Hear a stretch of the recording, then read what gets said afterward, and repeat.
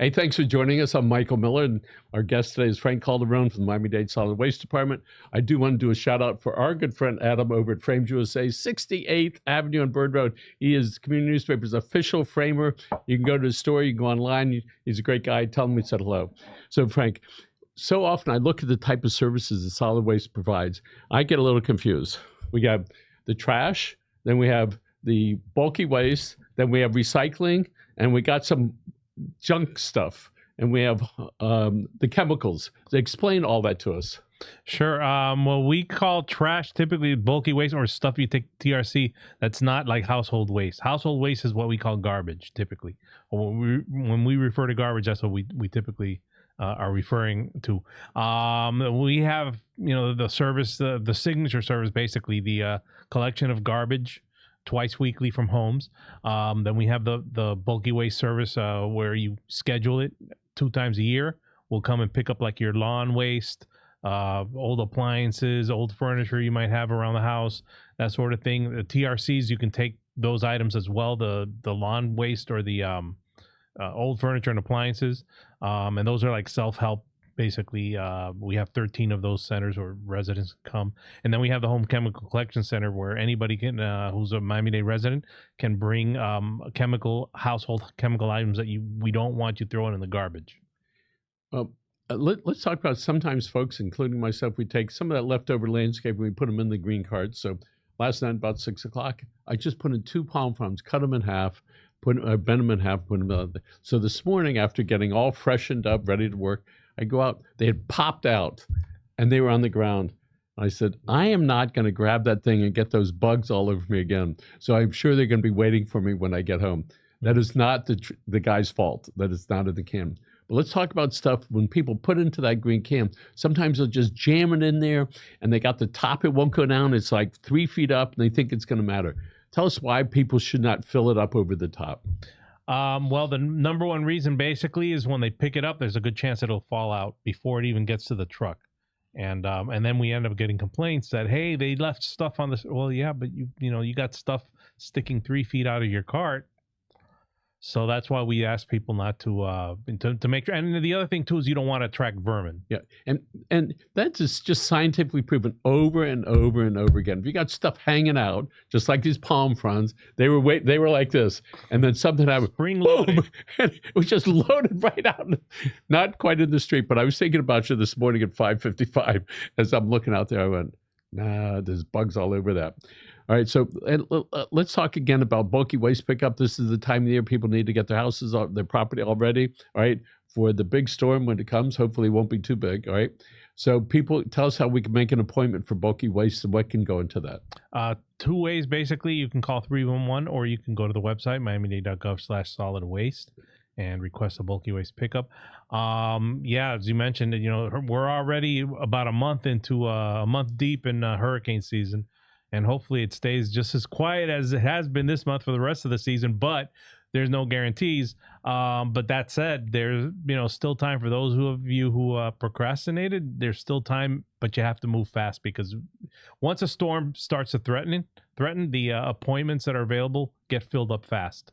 Right. Our producer today is Lorenzo, who claims he's a student at one of those schools, I don't know, Tallahassee or Gainesville or somewhere. He's been telling his parents stories. They didn't know he'd leave up there, take a bus at 11 o'clock at night and wind up here at 7 in the morning, all freshened up. But let's have a little lesson here as far as recycling, because I'm sure he doesn't know, as most people don't. But tell us on average, what can go into those blue carts and why is it important to recycle? Well, what can go in the carts? Paper, cardboard, cardboard boxes, preferably broken down, plastic and glass bottles. The only type of plastic we'll accept there is bottles, with the exception of like yogurt cups and stuff like that. With the boxes, if it's a pizza box, we used to say no, but now if it's lightly soiled, we'll take it. Just as long as it's not too greasy. Okay, here's one thing that Lorenzo and I know. If it's only lightly soiled, we're not eating the pizza, right? Because we want it nice and greasy. And he's like, yes. Those tend to taste better, yeah. let's talk about the business of recycling in the sense of all that stuff that we get out of the frozen dinners and the food, how most of the food is delivered by Uber. It's in these containers that are not recyclable. What can we do as consumers to say to the vendors who buy that stuff, hey, come on down here to Dade County, we're using so much of this Uber stuff, all right, that's going right in the garbage. But so are there areas around the country that accept more of that product that we don't? Some items we can't recycle in our program just because of the way it's run. There are places that will recycle, for example, styrofoam food containers, with some caveats. I don't think they'll accept it with food because it has a food residue on it. So that's an issue regardless. But, like in packaging, you might find, boxes, you might find styrofoam packaging, that sort of thing. Some places will accept, but there aren't that many that do. So when I think about if you have 4 people at the house and you have these containers, that means you probably have 6 or 7 containers of stuff. And then you put it in this non-recyclable bag, all right, the garbage bag. We use the green one, so I think they're at least biodegradable. Right. I'm thinking that fills up 40% of the bag before we put anything in it. So I know there has to be some other way. What we have done in the Miller household is, as far as the food products, we got this composter. It immediately dehydrates the food. It's amazing. It'll turn eggshells into this black stuff. And it goes out in the middle of the night. It does not smell at all. We set it for to go out 2 in the morning, and every 10 pounds it notifies us. You got 8 pounds in or 9 pounds, and then when it gets to the heaviest weight, it won't do anymore. So it makes you go do it. We pick it up, we take it outside, and it's working. I can tell you. All right, we see the plants, the ones that we put the stuff on, the ones we don't. So it's like tall ones versus short. So people, if there's not a recycling thing that they can get involved with, they can certainly do this recycling in the sense of the food, and start their own composting pile.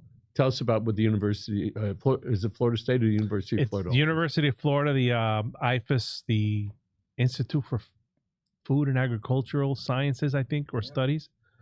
I got it right. No, wow. He knows. He must have just looked it up. No, it's the basically. Oh, you go to that? Oh, he knows. All right. Okay, there you go. It's the he really went. Mom and Daddy really went. It's the county extension offices down in the Redland. They, in conjunction with us and in conjunction with the library system, and sometimes with the parks also, they run a series of workshops for home composting. And then where we come in basically is if you're a Miami-Dade resident and you successfully complete the workshop, and we're talking about an hour to 2 hours, something of that nature.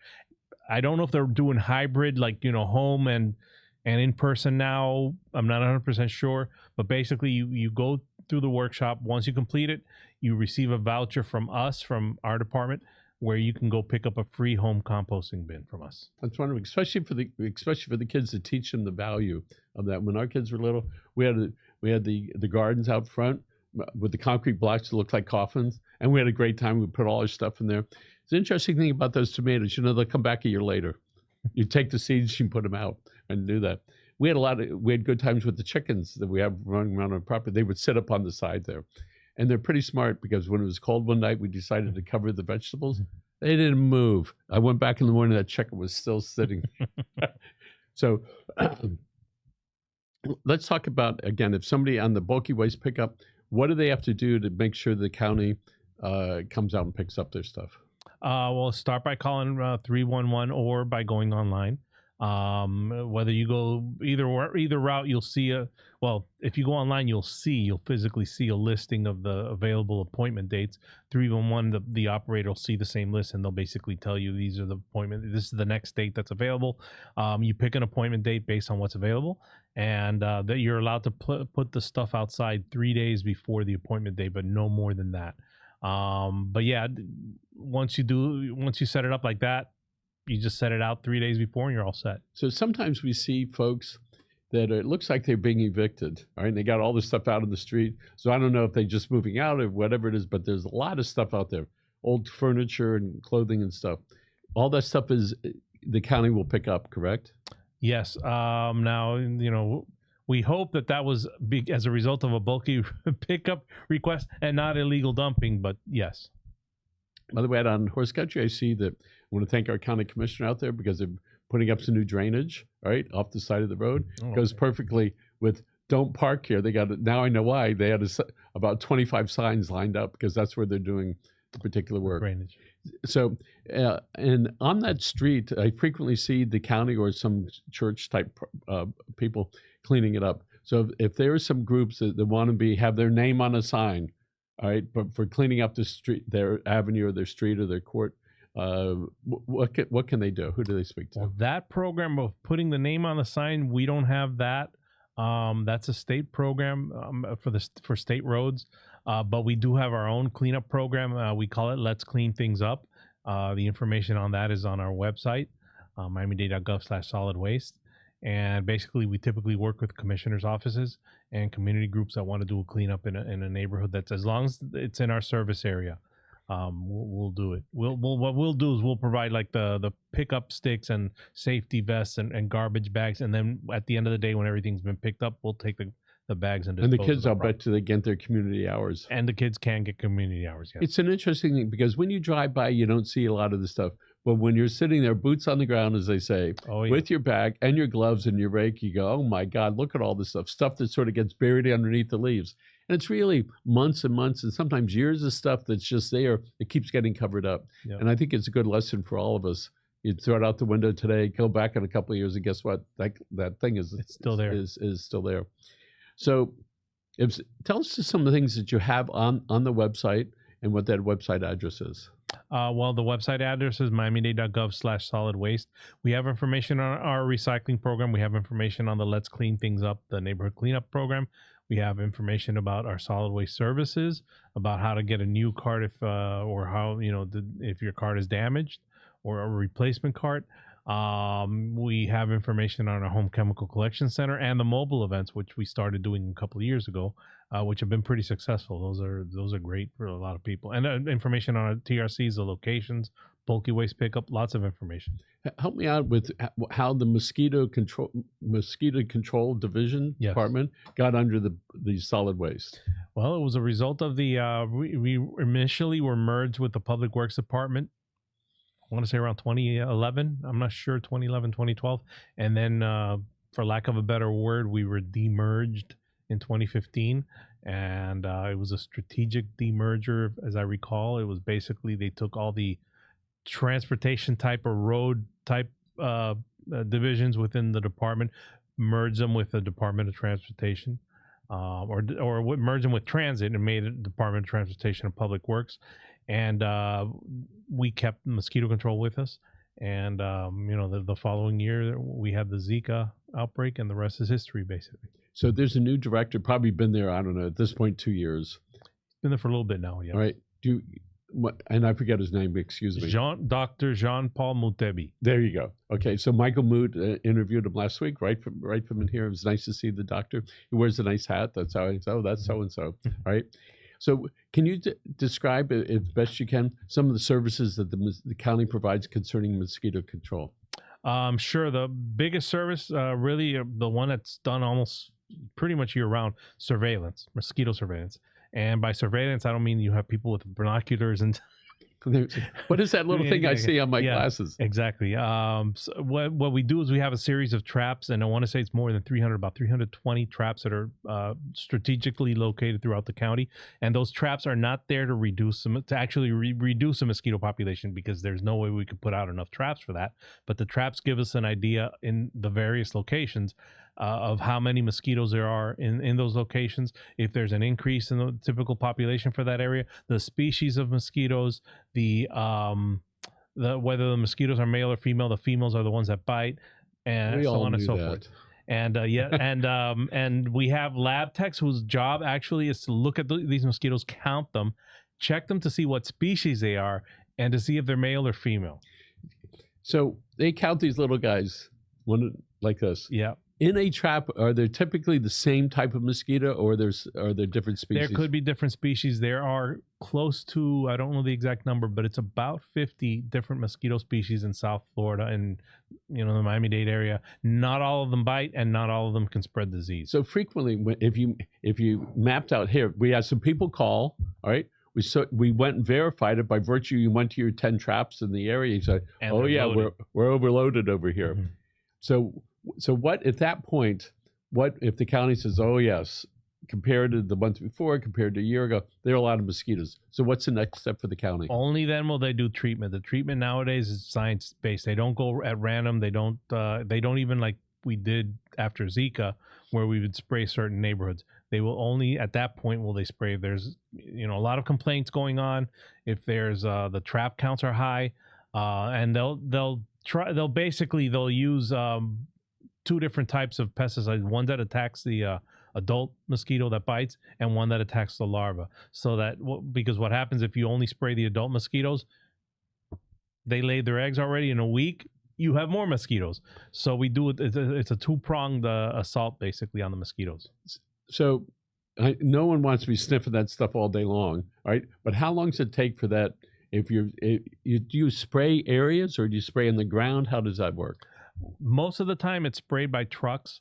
If somebody complains at their property and we'll have an inspector go out and they'll inspect, and if they see adult mosquitoes, then they'll spray with a handheld sprayer or backpack sprayer, which they'll only spray that particular house, the backyard.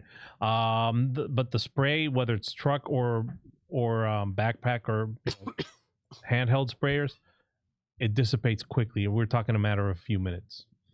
So, and when you spray an area, how many mosquitoes might be, if you walk in the yard, how many mosquitoes might be in an area this size?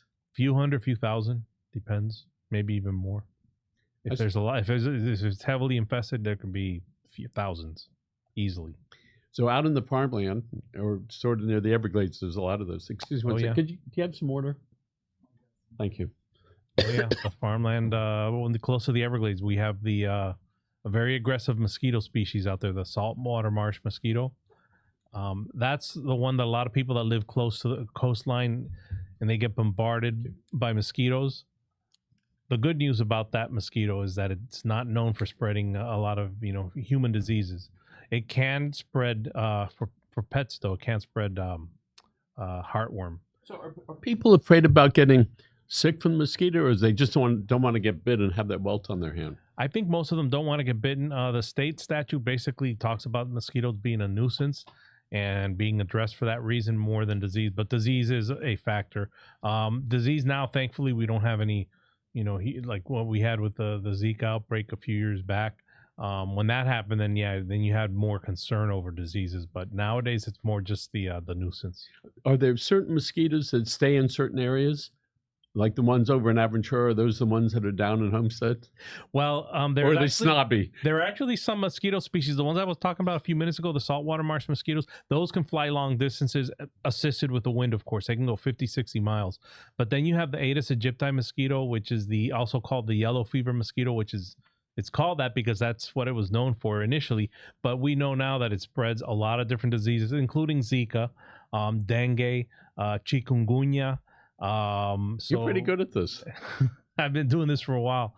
So that mosquito tends to stay basically within a 1 block radius, no more than that.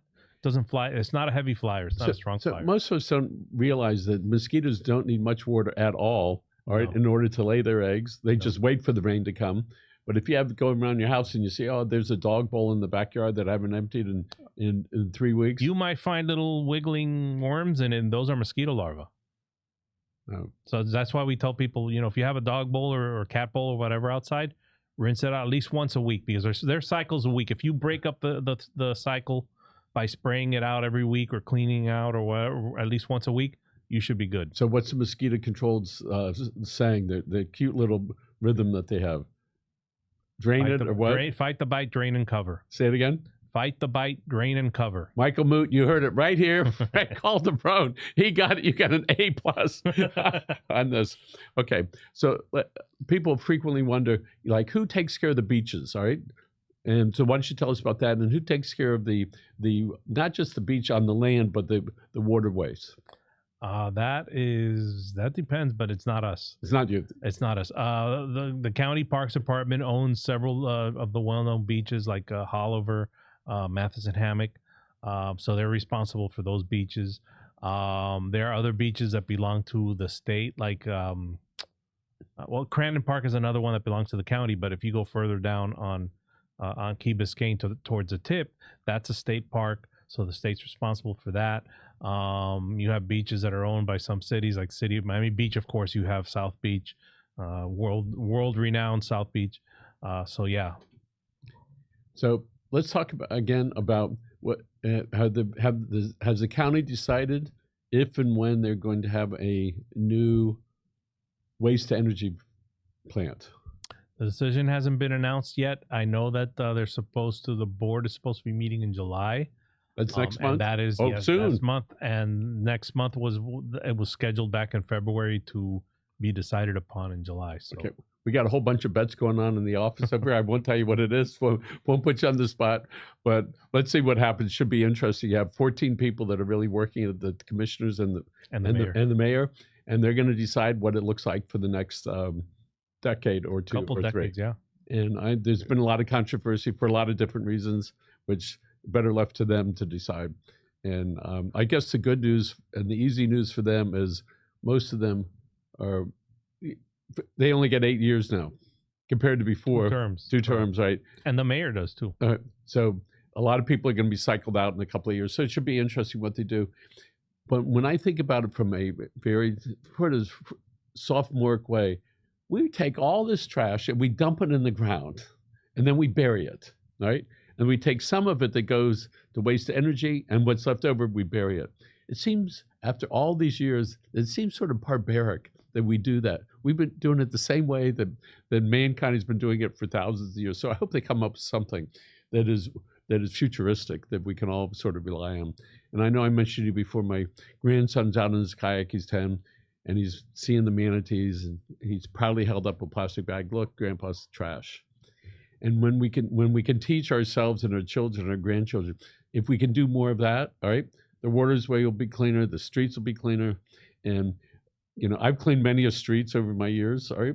And I think that they should make it mandatory so you won't be flicking that stuff out the window any longer. And we're going to wrap up with this. Littering is where you throw something out your window, but when you pull your car over and you dump it out on the street, tell us the repercussions from that. Yeah, that's more illegal dumping, and it's a crime. And you can get fined. You can have your vehicle confiscated. You can even be arrested for that. And as we wrap up, I know there were 3 adults that got one of those big trucks. They dumped out all this furniture, and you saw it in action. And they called the police. They caught the 2 guys. I just want to see that booking agent. You're in here because you dumped stuff illegally with the bad guys. But they got spanked and good. They won't do that anymore. So Frank, here we are, almost July. All right, we only have a couple more months, and hopefully that the storms will stay away. But this is a great time to go and clean up your house and make. And I looked at that tree again from my next door neighbors. There it is. It's back again. Yeah, and it's like hanging over the house, all right? So I'm going to go over there over the weekend, sort of putting my head down, all right? So folks need to be acutely aware of that. If you have trees that are near your house, you know what they're going to do. Just figure out the right way to do it. All right, we're going to wrap it up. We're going to look over the red camera. And Lorenzo, thank you for producing the show. Remember, folks, take care of yourselves and your family. Have a good day. Bye now.